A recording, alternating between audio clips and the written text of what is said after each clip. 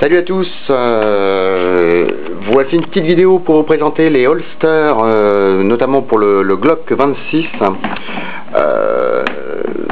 Donc moi c'est vrai que j'apprécie particulièrement le cuir, je trouve ça plus joli et surtout c'est plus près du corps, donc j'ai choisi un modèle qui est externe. J'ai vu qu'il y avait pas mal de modèles internes, bon à l'intérieur du pantalon comme ça je suis assez sceptique au niveau du confort. Enfin bon, celui-ci a pour particularité à avoir deux positions, pour l'avoir soit droit, soit légèrement en biais. Bon, c'est au choix, hein, c'est au moins, vous avez le choix entre les deux.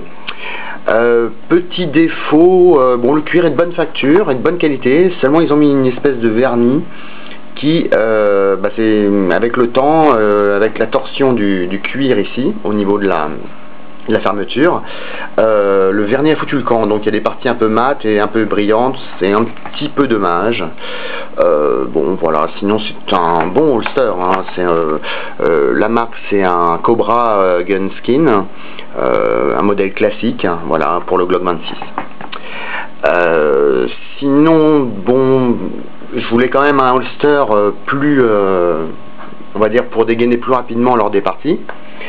Et je me suis rabattu, alors pour moi c'est le meilleur, franchement c'est un des meilleurs en tout cas, c'est le de chez IMI Défense, hein. C'est une marque israélienne, très bon produit, bon plastique de bonne facture, ni trop dur ni trop mou, et surtout qui a une grande particularité, c'est que quand vous dégainez, vous avez le doigt sur l'extrait.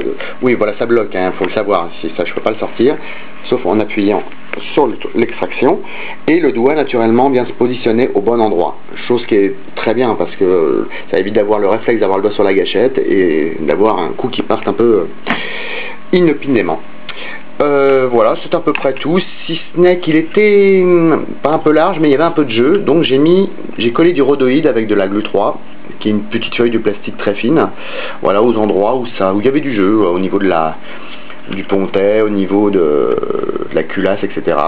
Et alors là, c'est nickel, il n'y a plus du tout de jeu, et ça rentre impeccable, rien qu'avec son propre poids, et voilà, on n'entend plus rien. Donc voilà, super holster, je vous le conseille 10 000 fois franchement. En plus, vous pouvez le dévisser au niveau du clip ceinture et le tourner dans tous les sens à 360, c'est-à-dire que vous pouvez le porter à gauche, à droite, dans le dos, comme bon vous semble. C'est vraiment un excellent produit que je vous recommande, qu'on trouve sur eBay pour une trentaine de dollars environ. Avec les frais de port, ça revient à une trentaine d'euros, voilà, en gros. Voilà, c'est à peu près tout. Bah écoutez, quoi dire d'autre? Pas grand chose, si ce n'est que je vous ferai d'autres vidéos sur les avancées des upgrades de mon Glock 26C de chez KSC.